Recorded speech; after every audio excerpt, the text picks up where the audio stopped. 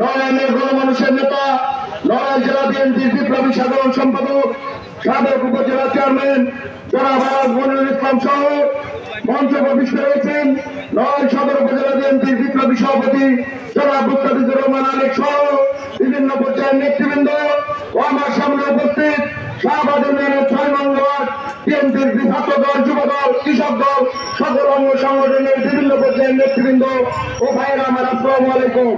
সংগ্রামী সাথী বন্ধুরা আমার, বিগত 17 বছর আপনাদের কাছে আসার ইচ্ছা থাকলেও আমরা প্রকাশ্যে আসতে পারিনি। একটি গণতান্ত্রিক সভা করার অধিকার আমাদের থাকার পরেও আমরা জনসভা করতে পারিনি। আজকে রাজনৈতিক অধিকার ফিরে এসেছে। শেখ হাসিনার পতনের পর আজকে বাংলাদেশে একটি মুক্ত গণতান্ত্রিক চর্চা শুরু হয়েছে। 17 বছর আমরা যে আন্দোলন সংগ্রাম করেছিলাম ভোটের আশায় একটি গণতান্ত্রিক সরকার গঠন করার জন্য, কারণ আমরা সকলেই জানি 17 বছর আমরা ভোট দিতে পারিনি। দিনের ভোট রাতে হয়েছে, অথবা বিনা ভোটে এমপি হয়েছে, অথবা ঘোষিতভাবে এমপি হয়েছে।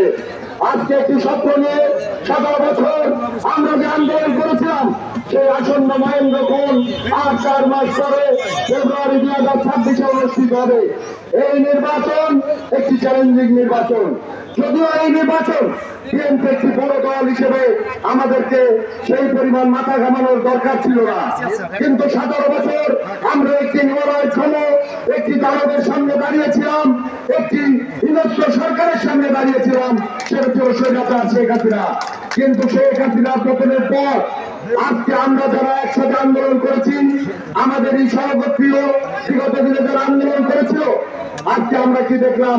তারা আজকে আমাদের প্রতিপক্ষ রাজনৈতিকভাবে এবং ভোটের মাঠে হয়েছে। সুতরাং আমরা সেই প্রতিপক্ষকে রাজনৈতিকভাবে এবং ভোটের মাঠে মোকাবেলা করতে চাই।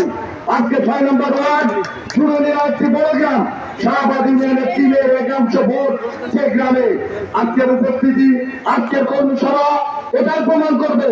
যদি আগামী জাতীয় নির্বাচন এই 6 নম্বর ওয়ার্ড কেন্দ্রে আজকে যদি আমরা ধানের শীষের প্রার্থীকে বিপুল ভোটে জয়লাভ করতে পারি, ইনশাল্লাহ আমরা মনে করব আজকের এই জনসভা সার্থক হয়েছে। যারা এই ওয়ার্ডের কর্মী ভাইরা রয়েছেন, শত ভেদাভেদ ভুলে কাঁধে কাঁধ মিলে আপনাদেরকে নির্বাচন করতে হবে। আমরা বিশ্বাস করি যে তারেক রহমান কথা দিয়েছে, যারা মাঠের নেতা, যারা জেলের নেতা, যারা কর্মী বান্ধব নেতা, যারা জনপ্রিয় নেতা, তাদেরকে বিএনপি মনোনয়ন দেবে। আমরা যারা মনোনয়ন চাই, যে প্রত্যাশা করি, আমাদের সাধারণ সম্পাদক মনিরুল ইসলাম তার হামলা মামলা ত্যাগের নির্দেশের উপরে আছে। আমরা চাই যে আমাদের দলের নেতা হিসেবে তাকে মনোনয়ন দেওয়া হোক, এবং আপনারা সকলে মিলে কাঁধে কাঁধ মিলে আমাদেরকে সকল বিরোধের ভুলে কাজ করতে হবে। আজকে একটা কথা স্মরণ করে দিতে চাই, আপনাদের গ্রামের কিছু সন্তান ইসলামী বিশ্ববিদ্যালয়ের শিক্ষক যারা মৌলানা আকবর হোসেন সাহেব, যার সাথে আমার ছাত্র জীবনের পরিচয় হয়, আমাদের বিএনপি সভাপতি যারা মকবুল হোসেন সাহেব, উনি এই গ্রামের উন্নয়ন করেছিলেন, এবং খালেদা জিয়া যখন 91 সালে প্রধানমন্ত্রী হয়েছিলেন, উনি অনেকবার আমার সাথে এবং নজরুল্লাহর সাথে উনি প্রধানমন্ত্রী সে বেগম খালেদা জিয়ার কার্যালয়ে গিয়েছে। তৎকালীন সময়ে প্রধান প্রকৌশলী এলজেডি কামরুল ইসলাম সাহেবের কাছে গিয়েছে। আপনাদের গ্রামের রাস্তাঘাট, স্কুল কলেজ ওটা বেগম খালেদা জিয়ার আমলে হয়েছে। মাধ্যম যে হোক না কেন, এই ক্ষেত্রে বিএনপির অবদান আছে। আমাদের প্রিয় নেতা মকবুল সাহেবের কাছে উনি ছুটে গিয়েছেন, আমাদের কাছে এসেছেন। আমরা উন্নয়নের স্বার্থে ওনার সকল হাত সম্প্রসারিত করে এখানে কাজ করেছি।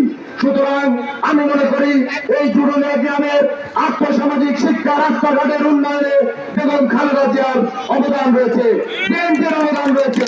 আর ইনশাল্লাহ আগামী দিনে রাষ্ট্র ক্ষমতায় তারেক রহমান প্রধানমন্ত্রী হলে এই এলাকার উন্নয়নের জন্য, অবহেলিত শাহবাগের উন্নয়নের জন্য আমাদের নেতৃবৃন্দ, বিশেষ করে আমাদের প্রধান অতিথি সাধারণ সম্পাদক আলাপ মনিরুল ইসলাম যদি এমপি নির্বাচিত হয়, ইনশাল্লাহ কথা দিয়ে যাচ্ছি, আপনাদের এই অবহেলিত শাহবাগ ইউনিয়নের সমস্ত শিক্ষা, রাস্তাঘাট, আর্থসামাজিক উন্নয়নের জন্য আমি আপনাদের পাশের গ্রামের সন্তান হিসেবে পাশে থেকে কাজ করবো। আপনারা ঐক্যবদ্ধ থাকবেন। আমাদের ছায়াশক্তির বিরুদ্ধে আমাদের বিজয় ছিনিয়ে আনতে হবে। কারোর বিরুদ্ধে আমাদের কোনো অভিযোগ নাই। রাজনৈতিকভাবে রাজনৈতিক শক্তির মোকাবেলা করবো, ভোটের মাঠে ভোটের মোকাবেলা করবো। তাই সকলের ঐক্যবদ্ধ থেকে কাজ করবেন, এই আশাবাদ ব্যক্ত করে আমি আমার বক্তব্য শেষ করছি। এ পর্যায়ে